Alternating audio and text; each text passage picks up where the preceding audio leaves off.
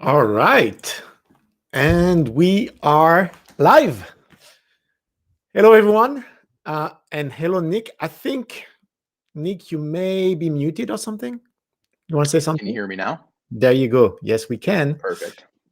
All right. So, hello, everyone. Thank you for this new show, the Campfire show from Nucamp. For a while, we've had open houses twice a month, and it became a little bit the same thing every time. We having the same deck, same slides, having pretty much the same presentation over and over again. And so we thought about changing things up a little bit. And so this is a very new show. We call it Campfire. We're going to try to make it a weekly thing. And for that, we've had a few things. Like we have the Nightbot set up. You can see it here, which is pretty cool. And for the very first show, we have Nick Addelia with us. Hello again, Nick. How are you doing? Hey there. Where Good, are good. you Thanks for joining having us me. from? I'm joining you from, I'm actually visiting my in-laws right now, so I'm joining you from Des Moines, Iowa. But usually I'm located out in Wheaton, Illinois, just west of Chicago. That's pretty cool. Well, thank you for taking the time. We're going to have a conversation with you and hear all about your experience. So we're live right now on YouTube, on Facebook, on LinkedIn. I can see you. I can see Jack. I can see Bingo. Luis is there. And I think the Nightbot already posted something that we're going to try and see if it works. So if you follow this link, https url.nucamp.co/dial in, you can actually join myself and Nick onto the show. Have your mic ready, have your camera ready, and at some point we'll actually switch you on. You'll be live with us, and we'll be able to have a chat as well. So don't hesitate to try that. Not everyone is going to be able to make it. Think of it, as the old school radio show where you could dial in and request your favorite song. We're going to try something like that. See if it works. If it doesn't, that's fine. We'll do something else, I guess. So let me actually again see if I can show this. Yeah, there we go. So you can dial in at this URL here, and we'll get to you at some point during this show. All right, so let's get started. Nick, thank you again. Let me ask you a first question regarding your background. And you've been graduating with us. I think you graduated last July 2020, something like that, right? July That's 2020. right. Yep. But I want to go back to the very beginning with you and ask you, when did you start to become interested in coding? When did that first manifest itself? Yeah, that's a great question. Well, thanks again for having me on, and it's a pleasure to be here. And hello to everybody saying hi in the chat. Thanks for being here and tuning in with us. I think I started being interested in coding even back when I was just a student in school. I remember specifically after school, back in the sixth grade, just after class, a buddy of mine and I would sit on the computers, and we would just, like, we knew some basic HTML, and we would build little web pages and open them up in the internet browser. We thought that was so cool at the time. And that was, I mean, I was really, really young. It was just something that we liked doing for fun on the side. And that's something that I continued doing a little bit through high school.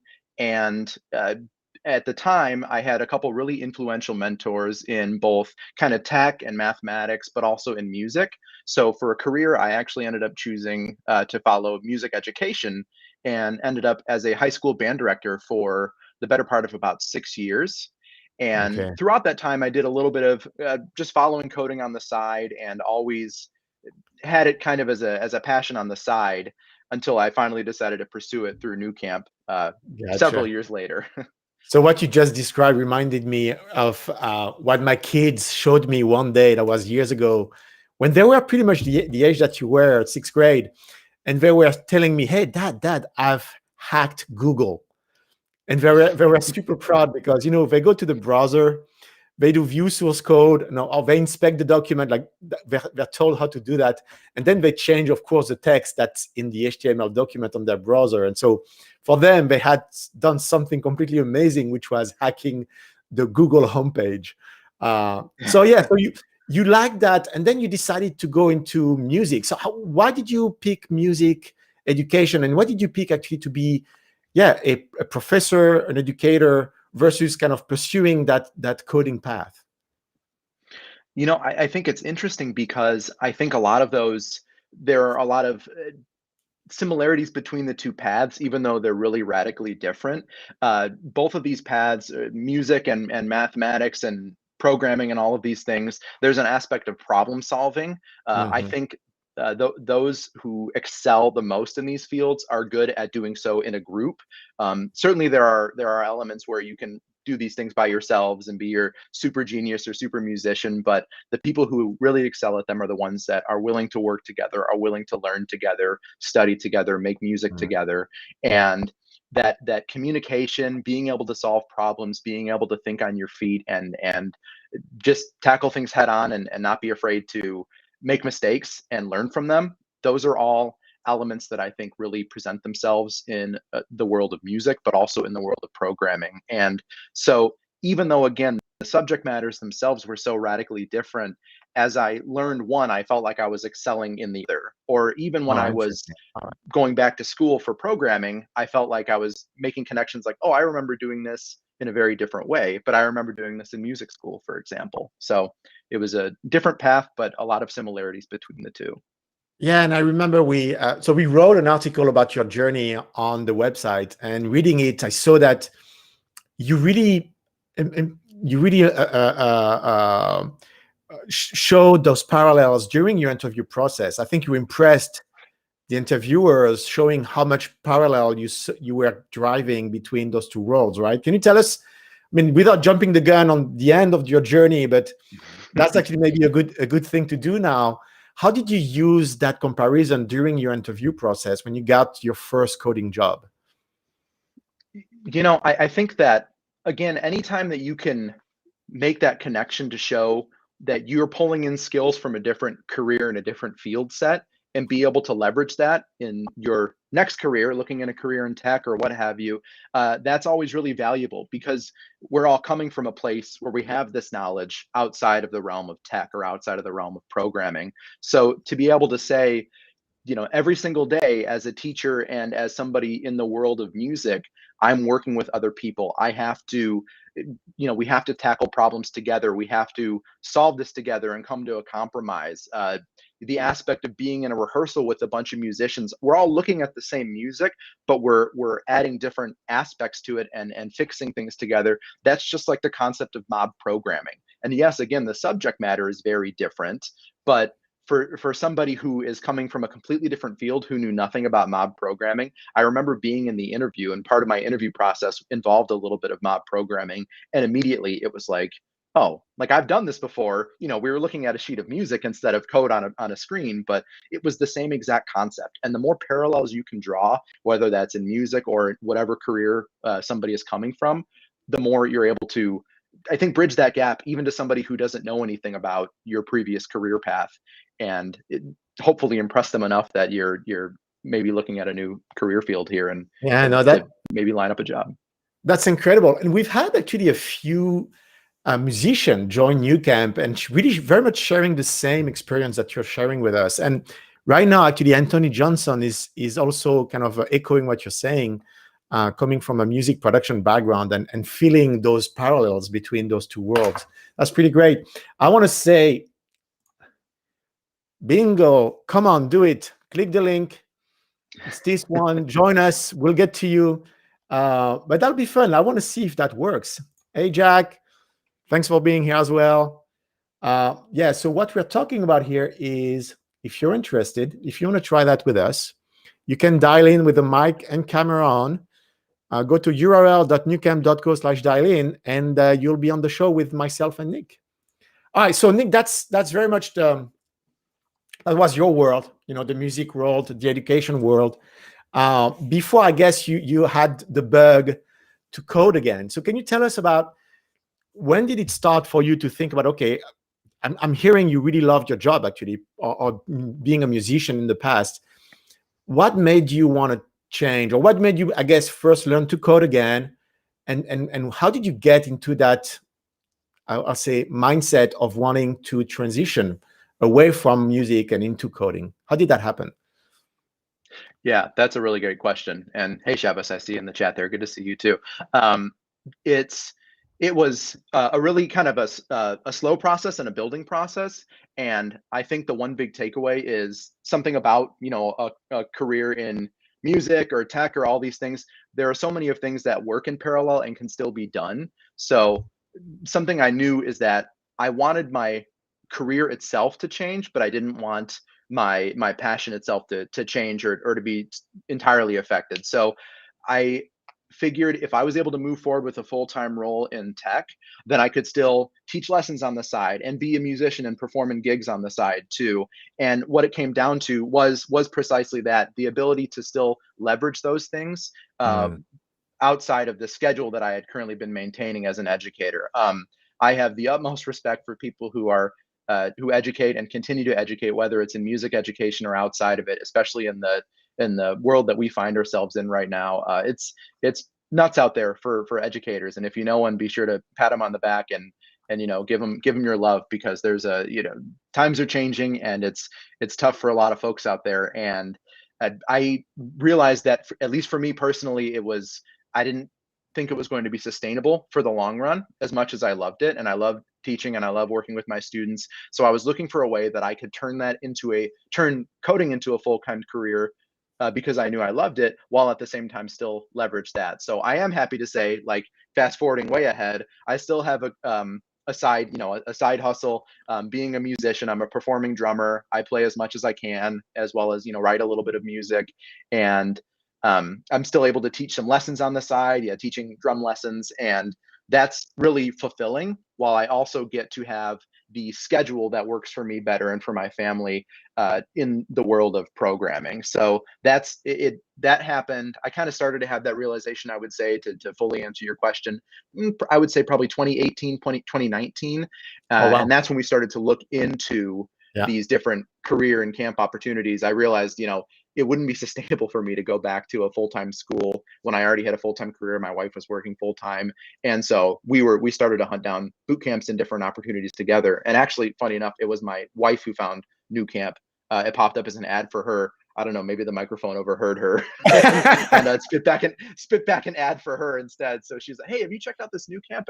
And the rest is history. That was, yeah, probably December 2019, and I enrolled in Gotcha. Yeah. 2020 January. Yep.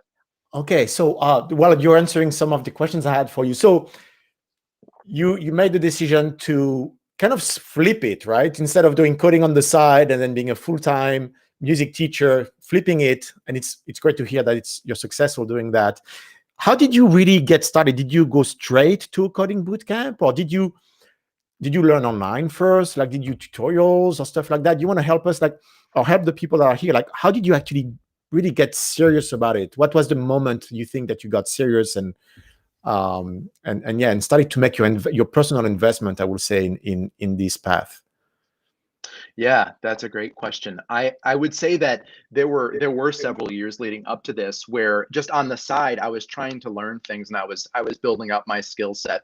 And I think the thing that's important to remember, the elephant in the room, yeah, all of this documentation is available online. Yes, I could have gone out there and technically like read up on everything and tried to figure it out, but I felt like I was, people talk about tutorial hell, where you're reading these same tutorials and you're going through the same steps, and you're like, okay, I know how to follow these tutorials and I'm learning these languages, but I don't necessarily feel like I'm personally progressing. So it was fun to Mhm. learn about React and JavaScript, and it was fun. I did a little Python on the side as well. And at some point I said, I started talking to a couple of folks, and they recommended, hey, have you checked out any boot camps, or have you checked out going back to school? And I was looking into these programs and saw, a lot of these things. Yeah, sure. Oh, it's not too expensive, but it takes 5 months and it's full time. You have to quit your job Yeah. and do all of that. And that terrified me, right? I mean, I'd been spending years getting into the world of education and being able to make a salary and a living doing that. I didn't want to completely drop it, especially because, again, I really did love my job, and I didn't want to necessarily drop it in the hopes that something would pan out a few months from then. Yeah, that makes So total that, sense. yeah. So you didn't waste too much time, I would say, online. You kind of you did some stuff to validate that you were still enjoying it, but then very Mhm. quickly you looked for a more structured approach. And yeah, and what I'm hearing you say is really looking for that kind of risk-free aspect of learning, right? So not quitting your job. Um, did so I looked at into the date that you joined. I think it's January 2020. So Yep. COVID wasn't really, I mean, it was just the beginning of being a thing, but it wasn't yet there. So, and I think you probably joined when we were in person. Where did you? Or did you join So it would have online? been in person, but it happened to be online just because there wasn't a location that was near me. So it was an online option at the Gotcha. time It was anyway, online option. but it would have turned into online Yeah, that's right. regardless because of COVID. Yep. So did you consider joining like an in-person thing? Were you in Chicago at the time, by the way, or were you somewhere else? At the time, we were still in Des Moines, Iowa, where I Remote. am Yeah. right now in this moment. Yeah. And there wasn't an option at the time for in person in Des Moines. And Yeah. I was looking around. There were a couple options for in person items, but again, it came down to the timing. It came down to, I mean, and now with the COVID aspect to it, that's totally changed as well. But I wasn't able to spend 5 months out of a time. I wasn't able to drop all that money. And being able to do something that was not only online, I didn't have to travel up to the Twin Cities Yeah. or anything like that, and also be able to do that on the weekends when I was still working so I could still finish out the school year. Those were the most attractive points for me. Yeah. So really that was, I mean, online was the preferred option no matter what. Uh, so I'm not, I'm a new YouTuber myself. So I need to not forget to tell people to like and subscribe. Like we're starting to try to build that channel now. So like and subscribe, people, please. That'll be awesome. I see a ton of YouTubers are getting very fancy when people do that. You can see that, there's like a pop-ups or sound and animation when someone is liking and subscribing. We're not there just yet. But what we have that nobody else is doing, and I'm wondering if it's a good idea because I'm not seeing a lot of people taking us up on that, is the ability to dial in. You can follow that link, url.nucamp.co/dial in, uh, and just join us. So if you want to ask Nick or myself questions live on this show, you can do that, and that'll be a pleasure. And let's see if people actually want to do that. So let's continue on your journey. So you knew which bootcamp. Facebook was smart enough to present our ad to your wife. I've heard that Facebook, and they're very smart in that space. They do look at your IP address, and if your spouse is looking into a product and you have the same IP address, they're going to show your spouse the product you were looking for. Yeah. Wow. So that must have been what happened, I guess. Yep. Um, That's, yeah. so now you've enrolled. What can you tell us about the bootcamp experience? But I really would like for you to make it very personal, like the commitment that you represented. How did you deal with the time pressure and having to prioritize your learning versus your family or your weekends? Can you tell us a little bit about that? Like after you joined, what happened? Oh, Ismail is joining. Okay, we're going to get to you very soon, Ismail. Thanks for joining. So yeah, to answer your question there, it was, it's still an effort regardless of whether you're doing something that is, several months long and you got to quit the job, or if you're doing something like new camp. uh, I think new camp did a really good job when I joined, and I know that the camp structure has changed and you've added a lot of classes and a lot more curriculum as well. But even when I joined, I remember there was an initial email going out saying, hey, be sure to give family and friends a heads up of what you're doing, make sure that they know that this is a time commitment, make sure that your family is there to support you. And I would just echo the same thing. I had to make it a really strong point to, okay, I was setting aside time. It felt like I was back in school again. I did attend college for music education, and it kind of felt like I was back in there while still doing my job. But again, it was manageable and reasonable, which is why I pursued it in the first place. But setting aside time, I would wrap up my job. I would get home, 4:35, 5:30, depending on the day, and then I would spend, I whether it was make food quick and then spend time after dinner, or however that schedule would work, I would set aside time at least to check out the course load for that week.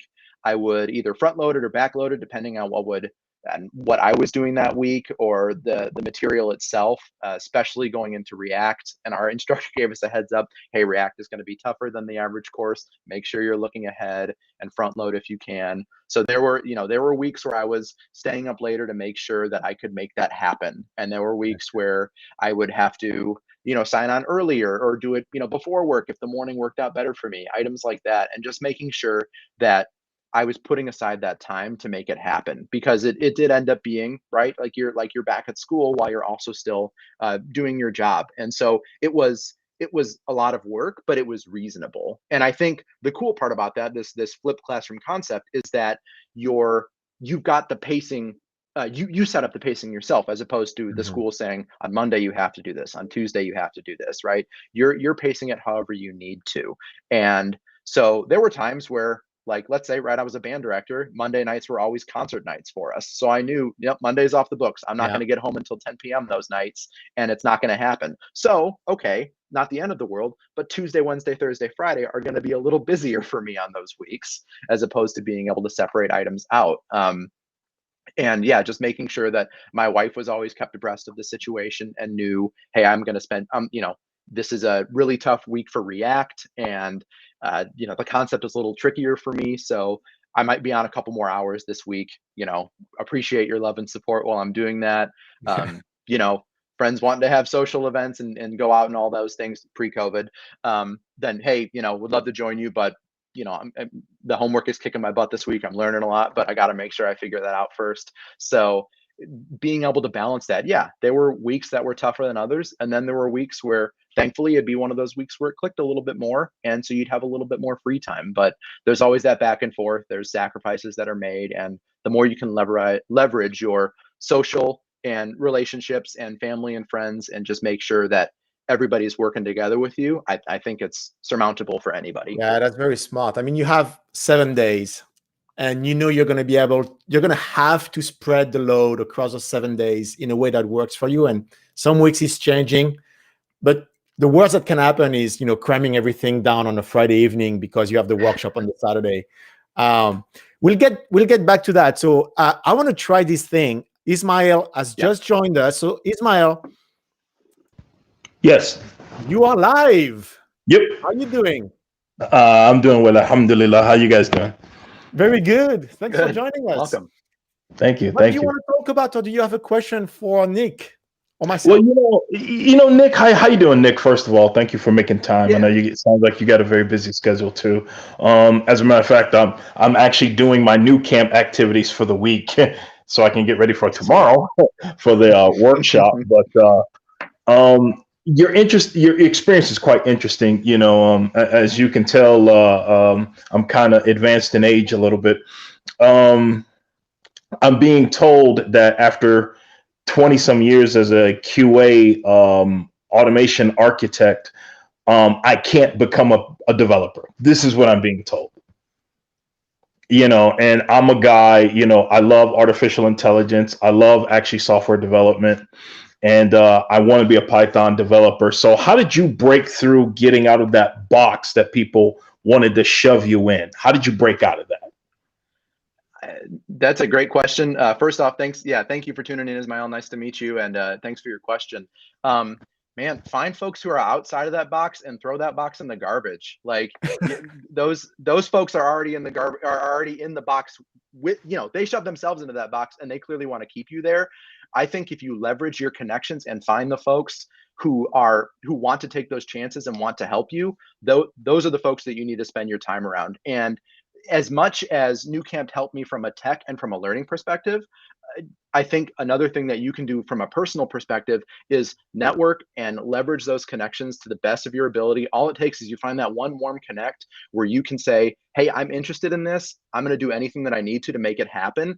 You come from a background of QA and you're interested in machine learning. You have all this employability that a person who's fresh out of college will never, ever have. It's impossible for them to have it because they lack the life experience, right? And I think that's one of the things that I'm most passionate about when I talk about tech and about learning.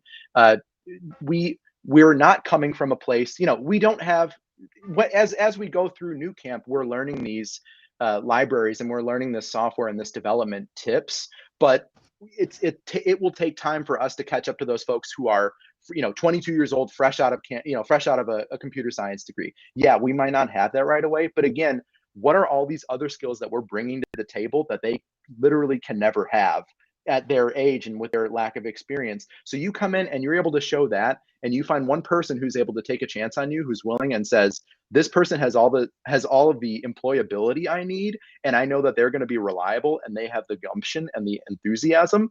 All I need to do is continue working on them with the specific library that they need to pick up, and you're in, right? I mean, that's any smart employer, or any person who really sees the value in the employee instead of the tech stack, will be able to push that and help you find that. And that's the kind of company I'd want to be working for anyway. The kind of company that says, since you've always been doing X, you can't do Y. That's not the kind of company I'd want to work for. So find those connections, leverage them, keep doing what you're doing, network, and don't be afraid to put yourself out there. And like, I know it'll happen, because you're coming in with the enthusiasm, you want to get it done. And those are the sort of steps that you're taking in the right direction now, where somebody's going to find that and latch onto it and want you for Ismail, not for the tech stack that you're coming or the experience that you have. They want the person, and that's the person you want to work for anyway. Hey, thanks. I appreciate that. And speaking of networking, if you guys know anybody who would want a guy like me, please don't hesitate to let me know. Like, serious, don't hesitate at all. So Very well. Thanks, Where Ismail, are you for located, joining. Ismail? I'm located right now in Cleveland, Ohio. Well, there you go. And hey, anybody watching the stream in the Cleveland area, you want an awesome person who's not afraid to put themselves out there, hit up Ismail right here, right? that's Awesome. Step one. So Awesome. you got it. All right. Hey, thanks, guys. Thank you, Ismail. Thanks for joining. Thank you. All right. Good luck. This is fun. I like it. Man, Yeah, you're really good, that Nick. worked really well. I love the response here. This is awesome. So let's go back to, that commitment, that weekly commitment, and making sure that you're going through it. I'll share, that's one of the design principle of Nucamp, which was to not set scheduled times during the week. When you're a part-time program, if you schedule a time that is specific, like, a specific hour during the week, and you expect that students are going to join for that time, that time is never going to satisfy everyone. And the people who can't make it are going to feel like they've missed something important. They're never going to watch it after the fact if you record it, because life goes on. And so all of a sudden you've just lost all those students who couldn't join the sequence live. And so that's one of the design principle, that we only have one Saturday workshop, 9 a.m., 1 p.m. That's the only set time that we have. It's an anchor, and it's kind of the minimum, of course, to kind of have the conversation. But I thought that may be interesting to understand the insights of that. So that being said, React kicks everybody's ass typically. And I don't know if I can say that on YouTube. Did you have to retake any modules, or were you able to do everything at once? Or everything in sequence, I would say? I guess I'm trying to think if that was, I don't remember having to do that. I think I was good to go. There were, and no argument, there were certainly weeks that were tough. Like I had to sit there and I was understanding concepts. And that's the nice thing. Again, if there ever is, again, this flip concept classroom besides the Saturdays, you hop online, you read the documentation, right? The instructors at Nucamp and the videos that I watched and the instructors that I worked with live, they tended to be awesome. I tended to gel with them for the most part, and I learned a lot. Sometimes you're going to have those moments where you don't, right? Again, I'm coming from a position of education. Sometimes you have those teachers you just don't click with. Even if you think they're a cool teacher, you just didn't learn anything from them, and that's fine. Go to a different website, find a YouTube tutorial, make sure it's a vetted one and not just a random one, but read the documentation. Something will eventually click, right? I mean, if you are tenacious and you find that resource that clicks with you, then suddenly it's like, oh, I get it. I mean, even the concept when I was learning React of like passing components down and that immutable state and all those things. Yeah. And if you're in the chat and you're watching this and you don't know what I just said, that's okay. It's not a big deal. Like these are concepts you learn.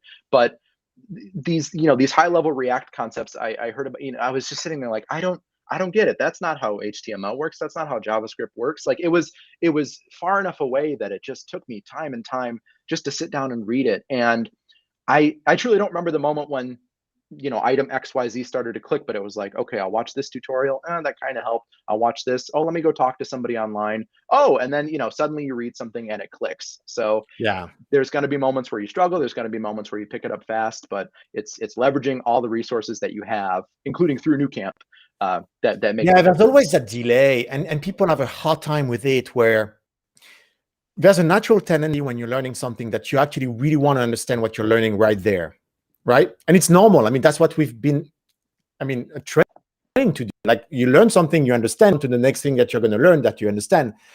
In coding, there's a ton of stuff where you're going to be struggling, and if you get stuck on that thing that you don't understand necessarily, you're not going to be able to progress. And so, you hear a lot about, you have to trust the process, you have to accept the black boxes, you have to accept using something and it works, but you really don't understand truly what it does. And then a week, 2 weeks, 3 weeks later, oh, I think someone was just here. I should have probably yes, Santos. We'll get to you, Santos, after we finish this thought. Thank you for joining. You'll be live in a few seconds. But yeah, you have to accept that something really is going to start to make sense after you've used it enough and that you become familiar with it.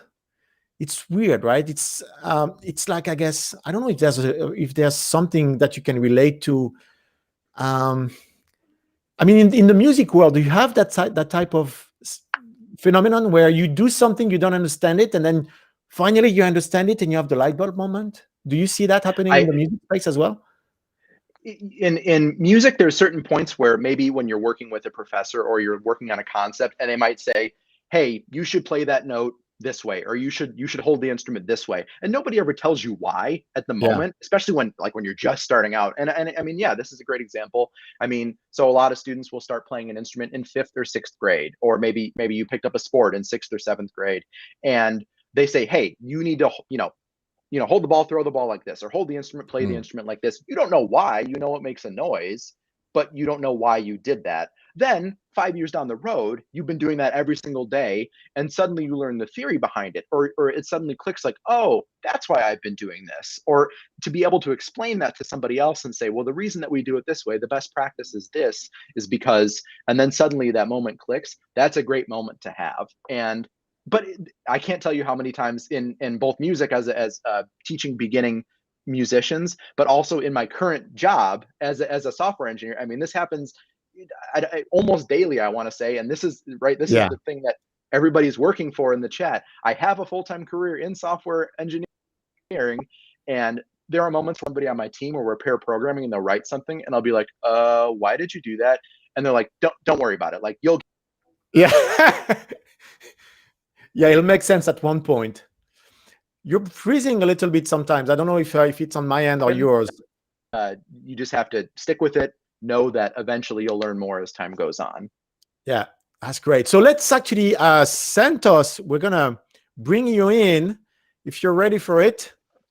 All right, Santos, you are live. How are you doing? Good. What about you? I'm pretty good. Good. Where are you calling from? Florida. Florida, nice. Yeah. Oh, it's still daylight over there, huh? Yeah. Yeah, sun goes down in about an hour. It's still kind of daylight out here. So what do you have something you wanted to discuss, or you have a question for us? Yeah, I had a question for Nick. I don't know if it's been answered. I've been cutting in and out. But after you finished the Nucamp program, how long did it take you to land your career? Like, how long after that did you start working?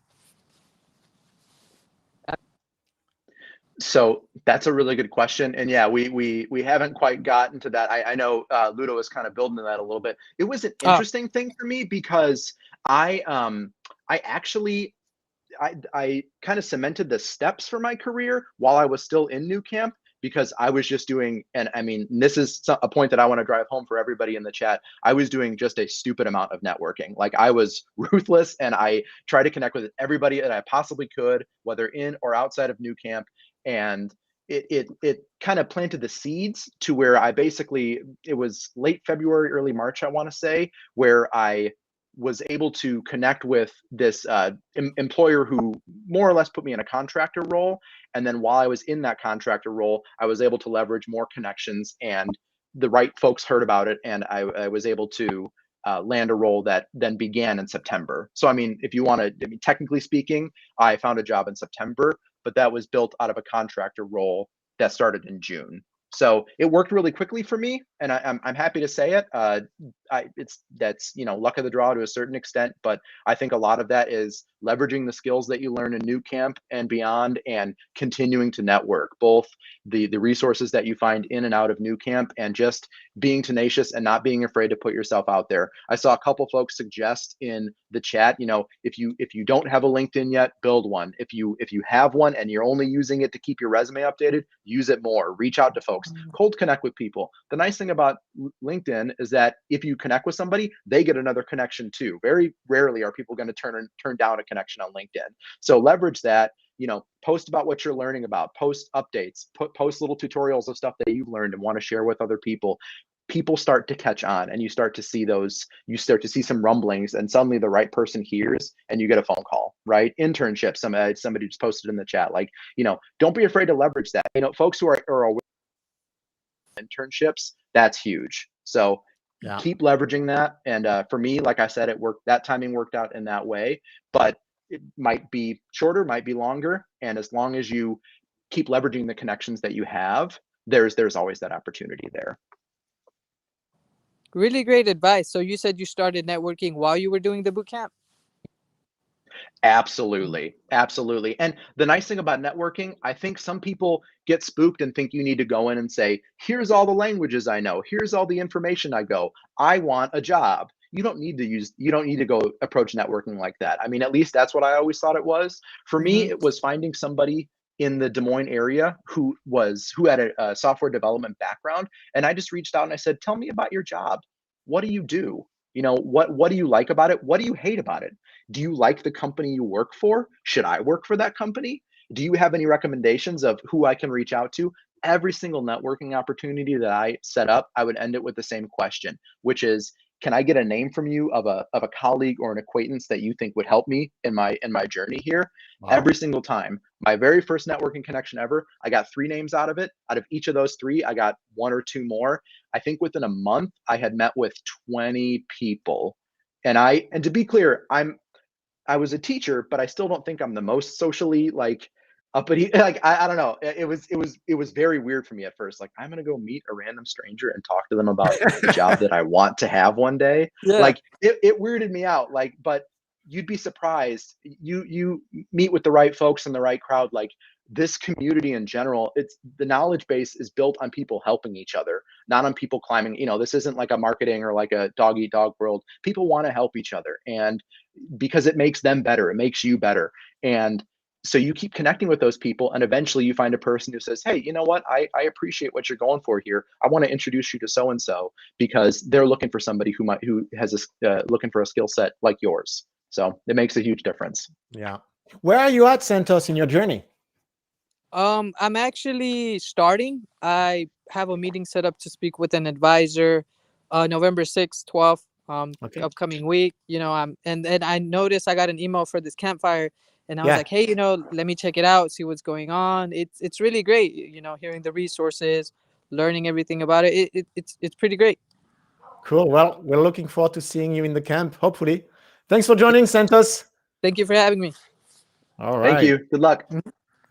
So usually I will be all over the chat, but it's super busy right now. And you're doing a good job, apparently, Nick, of checking out what people are talking about. Do you see and before we get back to your journey, do you see something, a question or a comment that you think we should be talking about on the chat? So I think just a couple of things. I think most of them were stuff that hopefully we'll cover just in our normal conversations. Folks were talking about, did Nucamp prepare you for your first role? Yeah. What do you felt like you learned? Talking about a lot of people are commenting on connections I noticed. So, or learning concept. So yeah, okay. It was, I think for the most part, we're doing okay. Hey, I But just want to if I say see hi to anything that I think we Matthew. ought to point out. Do you remember Matthew? Did you meet with Matthew when you were in the camp? Matthew Moser? I think I recognize your name, and I'm sorry if we had a more involved connection than that. But I know I remember seeing your name on Slack at the very least. Yeah, for sure. So he's our React Native, and he's been with Nucamp for like 2 years. So hey, Matthew, it's good to see you. And I think I saw another instructor actually pop up. Oh, I don't know. Well, too bad. I'll see. And I saw Don as well join. Thank you, John. Thanks for joining. Check out Don's show if you haven't already.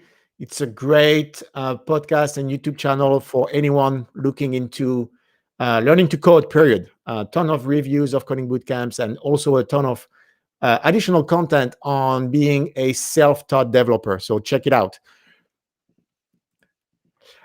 Dustin, we're going to bring you on in a few minutes or a few seconds. Let me ask a few more questions to Nick before that. So we talked about your journey from the beginning, how you got into a coding bootcamp, during the coding bootcamp, but you kind of made it sound like it was easy in a way, like you were very much organized, you had the support of your family. Can you talk about a moment of doubt? Can you talk about, a moment where you were like, I don't know if I'm going to make it. I don't know if I like it. Can you share those moments with us and how, well, describe them to us and then how you overcame them? Absolutely. Yeah, that's a great question and one that I think is really important to discuss. Bingle just mentioned if folks can connect with me on LinkedIn, yeah, please do. I love to connect with you and just get to, again, that's more connections for me too. So it's a win-win. My wife's LinkedIn game is like super on point and it makes me look really bad. So the more that I can get more connections out of this, like absolutely. And if you ever have any questions after the fact, like shoot me a message. I'm happy to talk, even if it's, a concept or you just want to hear from somebody who's in the field, like, yeah, happy to chat. So Ludo, to get back to your question, surely we've all heard the phrase imposter syndrome, right? And like to this day, absolutely 100%, like imposter syndrome is real. I experience it. I try to put it in perspective and get over it, but it absolutely happens. And I think that's really, really important for folks to hear. Like, hopefully it goes away over time, but even if you've been doing this your whole life, you're going to have those moments. I even, you experience it as a teacher in my previous career, like that always happened. So even if I felt like I was doing well in the course, or even if I felt like there's more that I can, I felt like I was taking everything away that I needed to and that it was going well. I definitely had those moments of doubt with imposter syndrome. If you're taking the course right now, or you're thinking about taking the course and your big hang up is like, I'm worried that I'm not going to learn fast enough. I'm not going to keep up. I haven't been in a class. I would say try it. I know that there are more like beginner oriented courses. I happen to have a little bit of experience, so I didn't hop into that one. But the worst case scenario is you tried and it's not for you. And at least you can say you tried.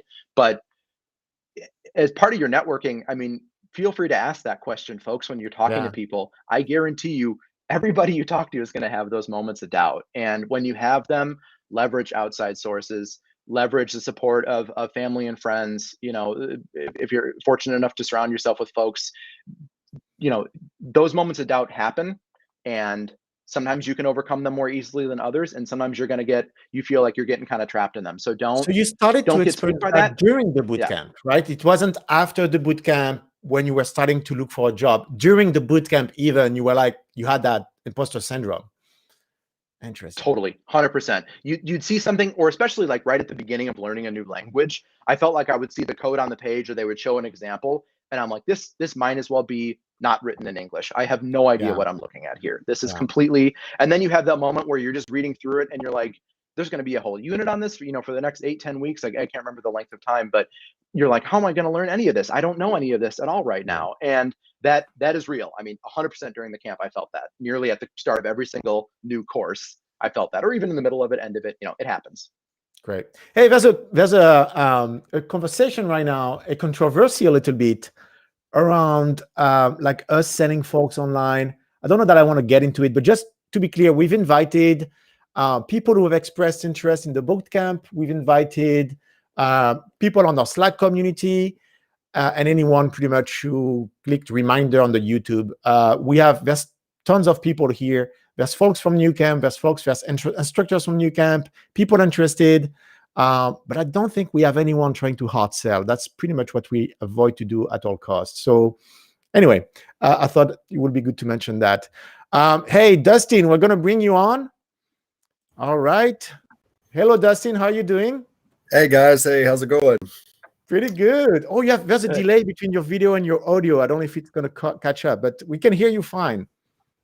I'm so sorry. No, you're hey, I just want to say, Ludo, thank you for starting the camp.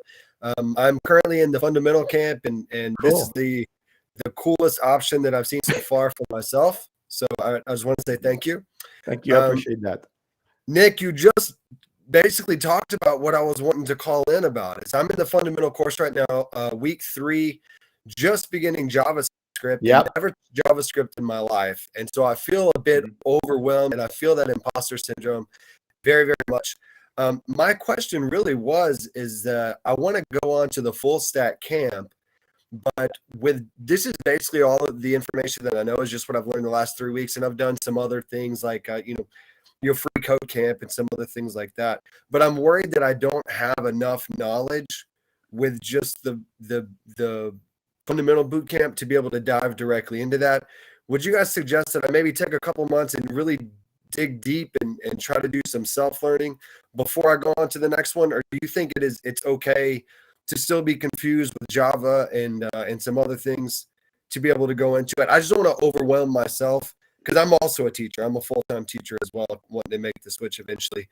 But I don't want to overwhelm myself and bite off more than I can chew. I think that's a great question, Dustin. And I think obviously everybody's pacing of learning is different. And first of all, thanks for sharing your experience and how this is presenting to you.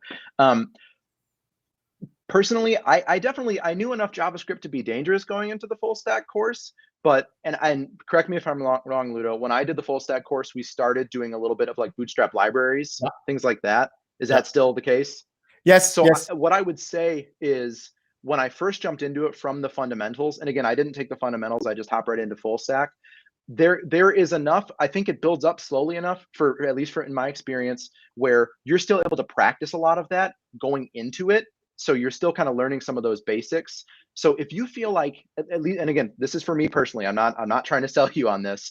If you feel like when you're reading the JavaScript, you can at least read and understand the syntax of what's going on, even if somebody came up to you with a problem and said, write auto solution in JavaScript, I could not have done that going into the course. Like that was not a moment for me, but I could at least read it a little bit and say, okay, this is this class is being applied here. I understand this layout and what this function is doing. I couldn't write it myself, but I could at least read it. That was enough for me to feel comfortable going into the full stack. And I don't think the full stack personally was a struggle for me.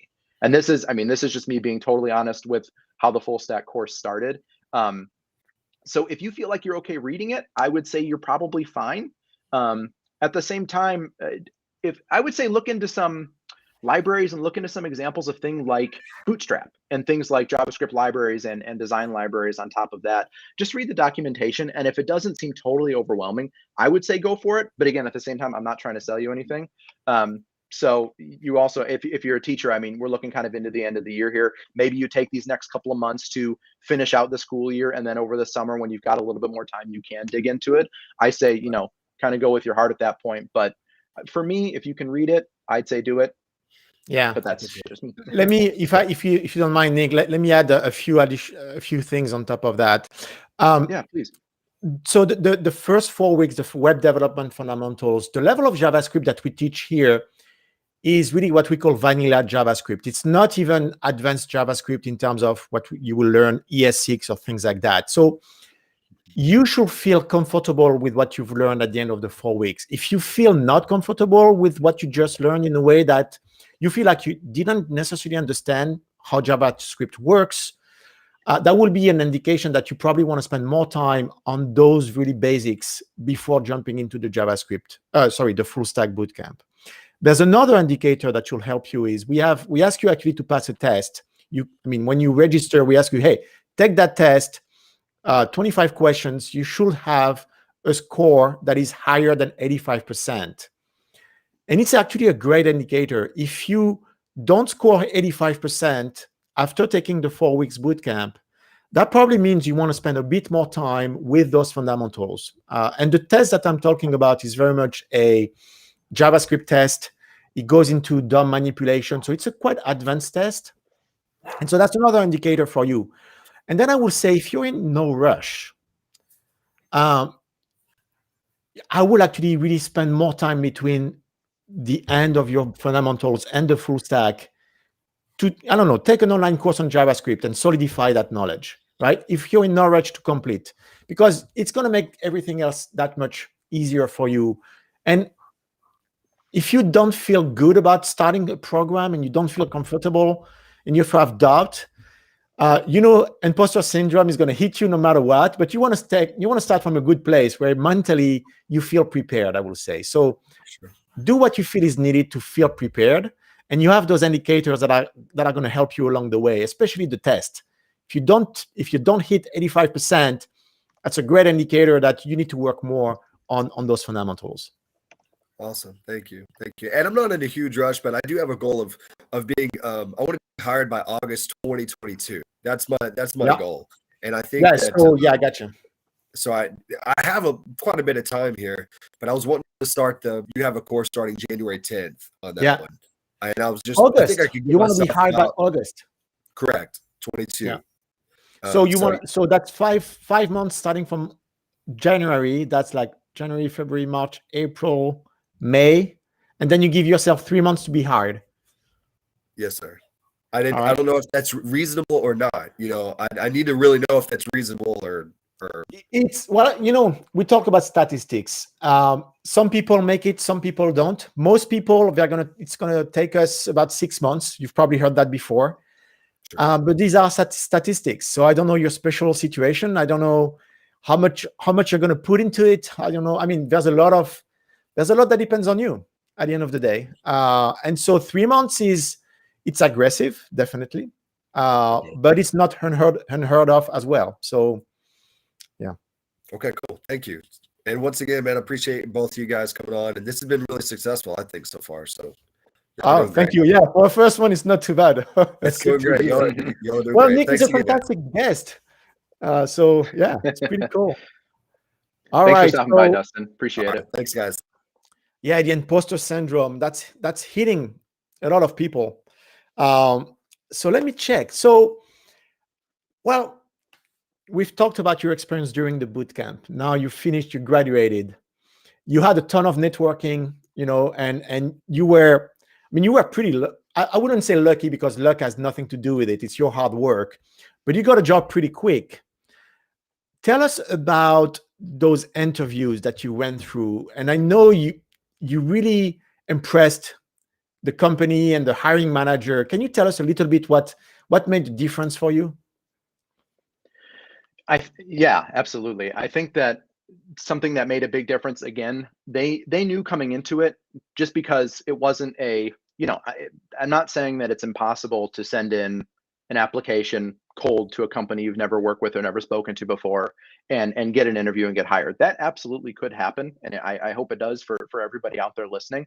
But I think just given where we're coming from and the experience that we're coming from compared to, again, say somebody with a computer science degree, we are going to be a lot more likely to be able to leverage the employability and the skill sets that we're bringing from a different area.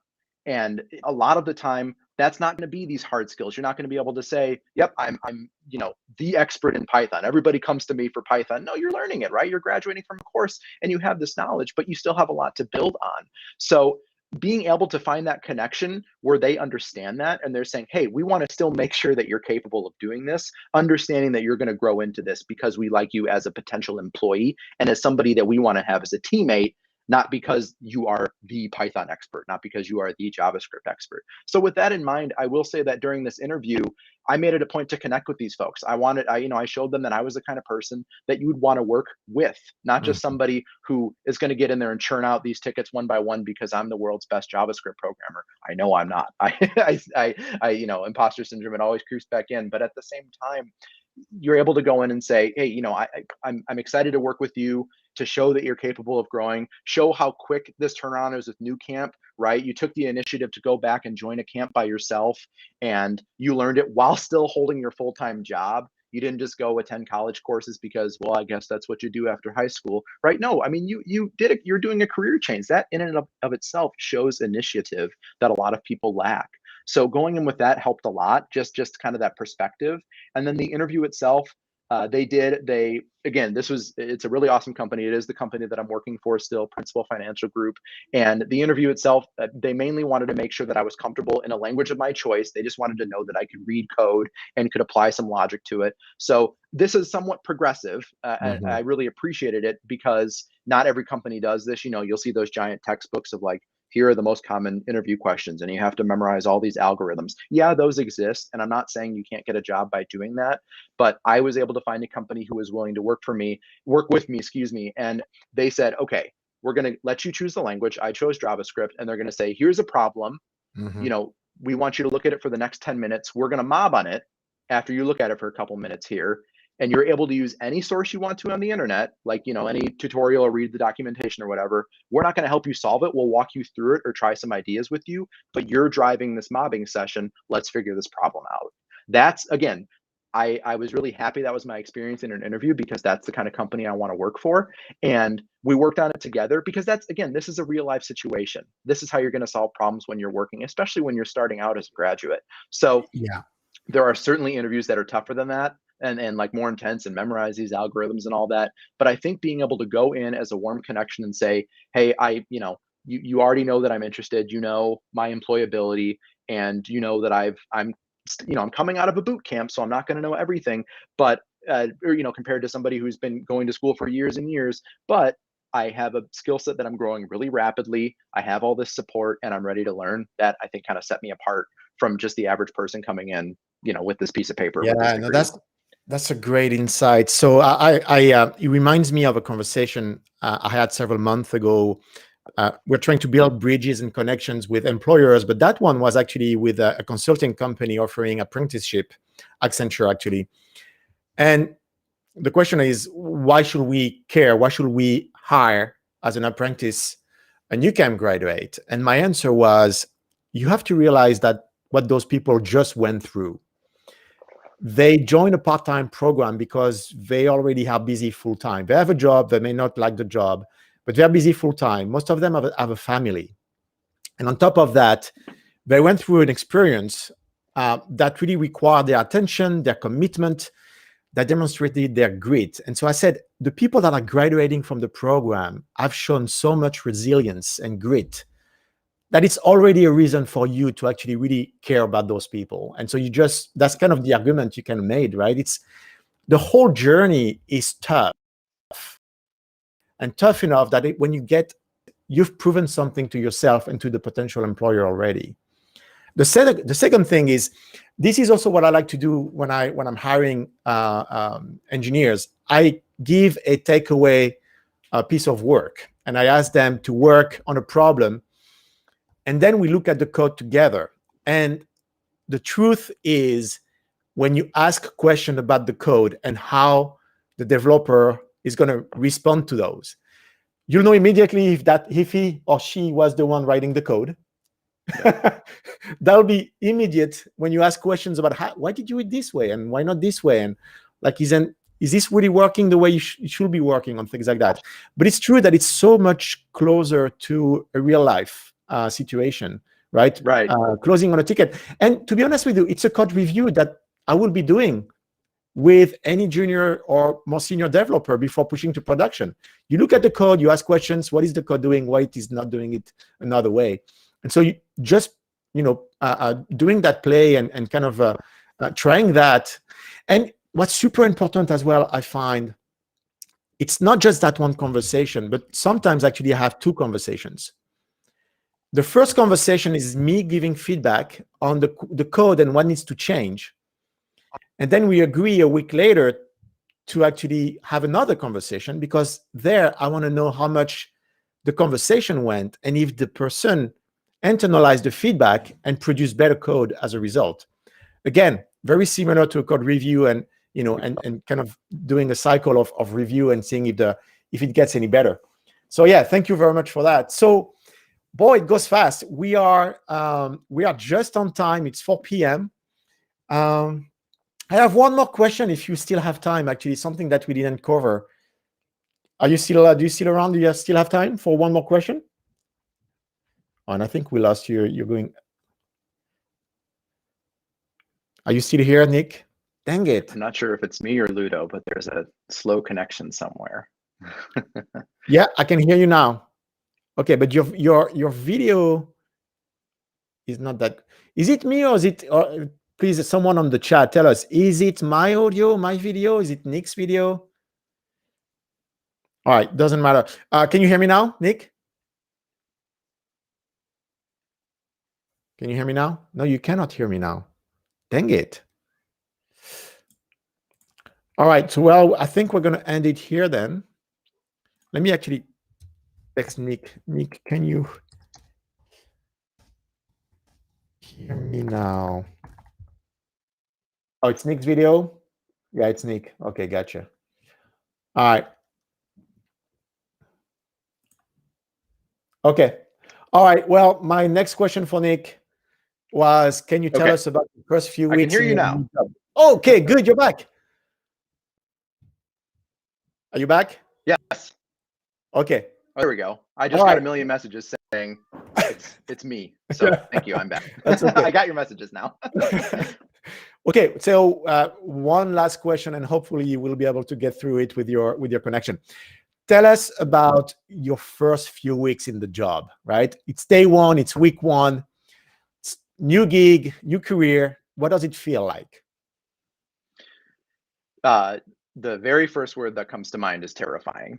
Like, you finally land the job and you're happy you made it.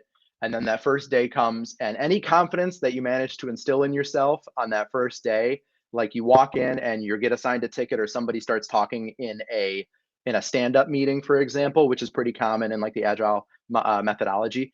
And you're like, what are people talking about? I have no idea what's going on. There are acronyms being thrown around where, they're saying things in my coding language that I should understand, but I don't. And I am like absolutely freaking out right now. So terrified was the first word that comes to mind. Again, that imposter syndrome creeps in, and that's normal, right? And if you're experiencing it in camp or anywhere else, like, that's okay. It's going to keep happening. And you learn, number one, it stops happening as much, but number two, you learn how to deal with it. But then as soon as you get over like that initial terror, it's super exciting. Like suddenly I realized, it's that same experience that I had with networking. You start off and you're like, what am I doing? I don't know how to connect with folks. I'm scared to connect with folks.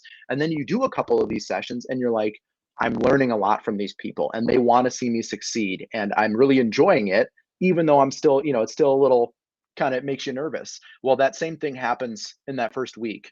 Suddenly it's like, okay, I know how to do this. Or, you get assigned a ticket and maybe it's overwhelming at first, but then you're like, oh, I recognize some of this code. This suddenly starts to make sense, and it gets more exciting as time goes on. And so, yes, it's scary right away. And then I got more excited. And then I got really excited about the prospect of like, this is my day to day. I'm my job is now to be building out these projects and to be working on code and making code better. And the cool thing is the entire time you're making yourself better too. Like I learned something every single day at my job.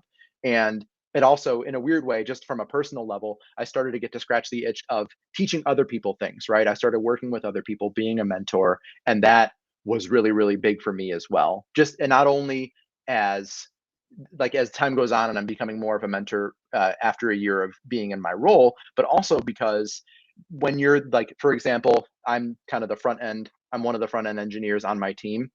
So I'm kind of the person that they'll go to for the more front end methodologies. So I get to teach other people on my team these concepts that I learned in camp or beyond. And that was a really cool experience to come in to be kind of the subject matter expert on your team for that knowledge. That's really, really validating. So all of a sudden you have that wave of emotions like, oh my gosh, I actually, not only did I learn something and felt good about myself, but I'm able to teach that to other people. Like that, again, coming from the teacher mindset of me, that was extremely gratifying. So tons of emotions in a ton of different directions, but it's a trip and it's a lot of fun. That's great.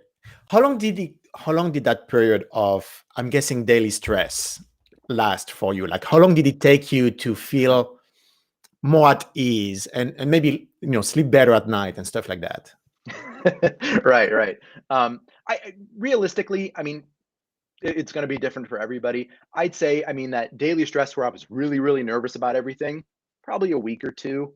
Okay. There were parallels for me personally that reminded me of teaching. I mean, it's kind of that stage fright, that being, your work is like out in front of everybody, Mhm. especially the concept of like a stand up, right? So if that's not something that you do in your role right now, a stand up when you're on a scrum team would be you're standing up, or maybe you're on a video call with folks and you're the one presenting and you're talking about, here are the tickets that I'm working on, here's what I'm planning to do the rest of my day or week or what have you will look like.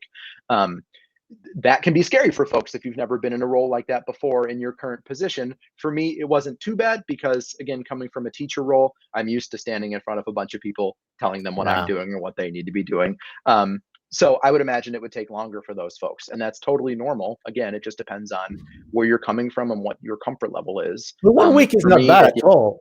I was worried that no, you were gonna tell me like 3 months or something, but 1 week thankfully is not. kind of fine. Yeah, gotcha. Hey, so let me see. I think we've covered a ton of stuff. There's one question, and you know what? I'm gonna do a shameless, not a plug, but I'm gonna invite everyone to join for the next one because I won't have the time, Tony, to answer your question here, but I'll happily answer it for the next Campfire show. How about that? Um, this was extremely fun. I really, really want to thank you, Nick, for taking the time to join us. I wish you a good time with your family-in-law. I think that you're in your family-in-law, right? That's what you said? That's right. Yep, correct. So again, thank you. Thank you everyone for joining. I feel like I haven't spent enough time reading the chat. It was super busy. And again, if you have a question that you're asking here that you want us to answer, join the next one. We're going to try to make it a weekly thing. Pretty much Friday, same time. So join the next one. We'll also invite people to dial in. That'll be fun. Oh, something we used to do when we were doing those open houses was to remind people when to register for our bootcamp. Today, we're just sending email about the early bird for the next Web Development Fundamentals Bootcamp. So if you want to register, make sure to register before the early bird rate expires. And that's in 10 days. So I'm guessing the next one is going to be next Monday or something like that, like the 8th. So you want to register before the November the 8th to have access to an automatic discount. It's the early bird rate. So I guess that's what we want to carry over from the old days of the open house and the boring slide deck. But Nick, it was really a pleasure having you here. I wish you good luck. We'll stay in touch on Slack. And everyone, thank you very much for joining as well. Take care. Thanks, everybody. Appreciate it.